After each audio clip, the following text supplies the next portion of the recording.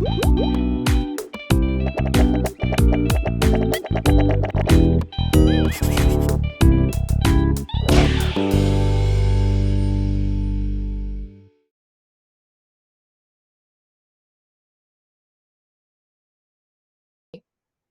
have seen a lot of racial discrimination in schools. This is the generation that is growing up racists, and something really needs to change.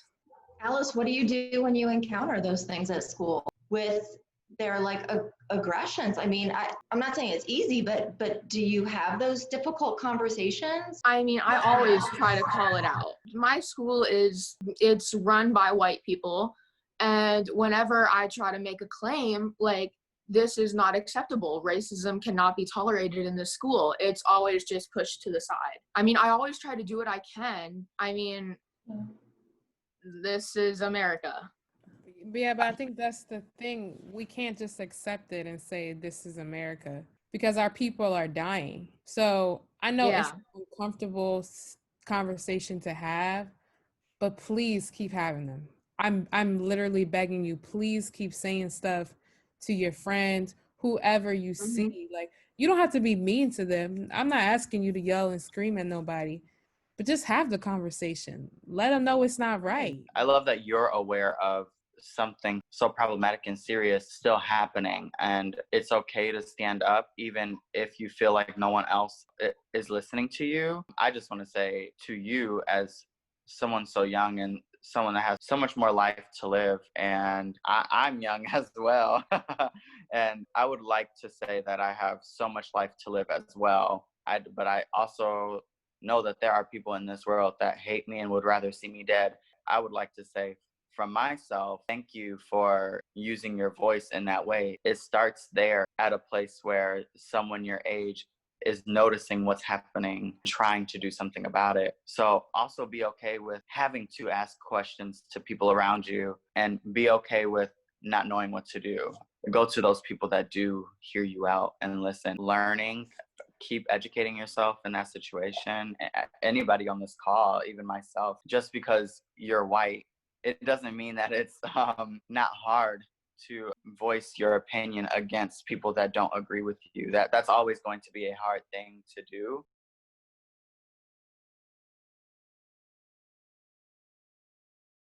You know, being an English teacher intersects beautifully with history, because history and literature often go hand in hand. Education is a constantly evolving thing that, because power is often in the hands of white people, we haven't been exposed to this kind of knowledge. I wish I had a better education the first 12 years in public school. You know, I think a lot of our education has to be self-empowered and self-driven. Of course, we should be learning this in school, but I'm trying to fill in the gaps of my own incomplete education, I guess, if that makes sense. I guess the ways that I'm trying in the classroom, I mean, making sure that I have a variety of authors, that I'm pulling in, you know, Letter from a Birmingham Jail. I'm showing scenes from Selma, sharing pictures from the Civil Rights Museum, you know, the 1619 Project from the New York Times.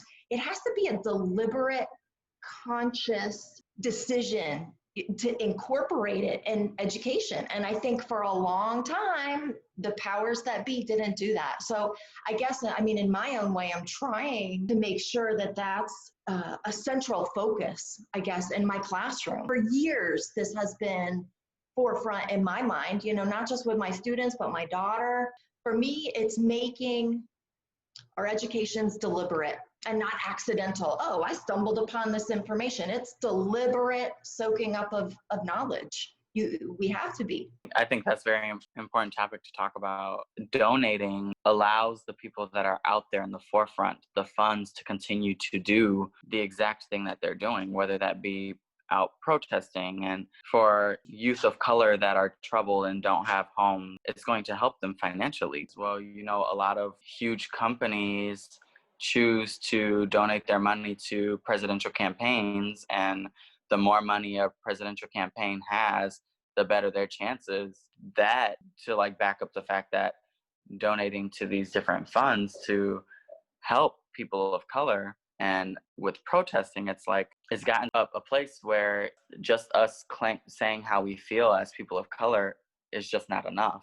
It hasn't been enough. I think that when it comes to posting online, I'm of the belief that there's a very fine line between activism and performativity. So you don't have to post online in order to go to a protest. And a lot of people think that's the thing. No, you don't. And on top of that, you don't lose anything in educating yourself. For me personally, I like to share petitions that I've signed to spread awareness if someone hasn't yet to see it. I think there's more than one way to be an anti-racist and to be an activist. And I know personally, like I feel like I've had more positive outcomes having more one-on-one personal conversations with people rather than blasting it for the whole world to see. And sometimes those conversations plant a seed, you know, and you see people kind of looking at things in a new way, and sometimes they don't. Sometimes people shut down, they're defensive, that's it, this is what I think. But I think there's some real value too to just reaching out and talking. I started to link how I have been racist in my life because I haven't had this diversity. I had been living in a bubble, and I just wanted to break it and to get to know some other points of view. Like I didn't have the opportunity to just think about it. I just grew like that. So when you get to know people that make you think, you get to change. And that's what we're trying to do, to make people think.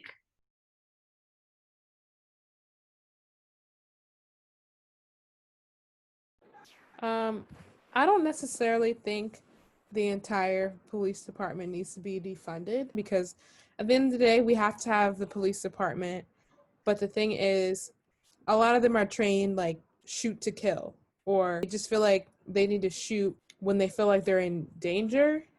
And a lot of times they're not in danger. So I think there needs to be more training in the police academy, and there needs to be funding allocated towards that. Even outside of the police department, some of these things need to be taught at a young age so that children, white children, are not afraid of Black people. They've been defunding education for years. Every year, do more with less money. Teachers get their shit together and we get it done. A 1-year police academy and boom, we're gonna give you a gun? I don't think so. You need psychology courses. You need racial sensitivity. At the very least, a 4-year education, I think. Putting money towards mental health, towards social workers. Something's gotta change, something. I totally agree with you, Valerie. Having not only teachers, but social workers in the schools to be able to help the kids be like, okay, so why do you feel like that's okay to say something like that to another student? I do think there should be a 4-year degree for police officers. I just looked up police academy training in Florida, which is where I live, is 6 months. I think that's crazy. I'm blown away. I just think about the fact that we've been in quarantine for 3, almost 4 months. And it's crazy. That's crazy. 6 months. Wow. I do think something else that's very important is I see the thing of a lot of people of color being like, if you're coming to me asking me how I can help, you need to go educate yourself. Don't talk to me about it. I would like to say, please, as someone that is not of color, don't take that as don't talk to me about this topic at all.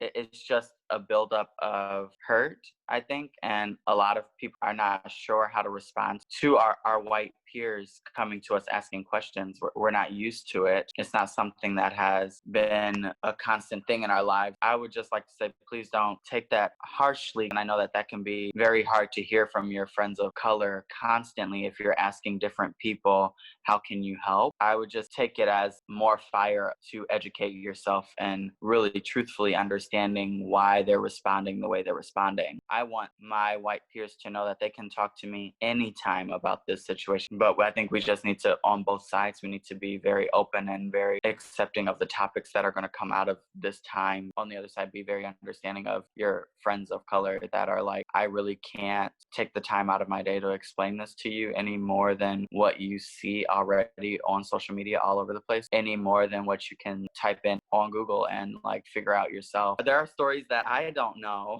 but I need to educate myself. Thank you. It's eye-opening for me, and I believe for my Mexican friends too, and for all of us.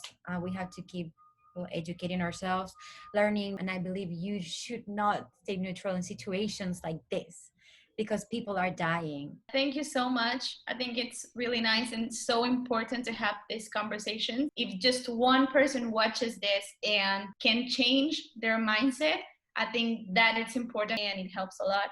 So thank you for accepting to speak with us today. So let's go and do something about it. Call out a racist when you can. Oh, yes.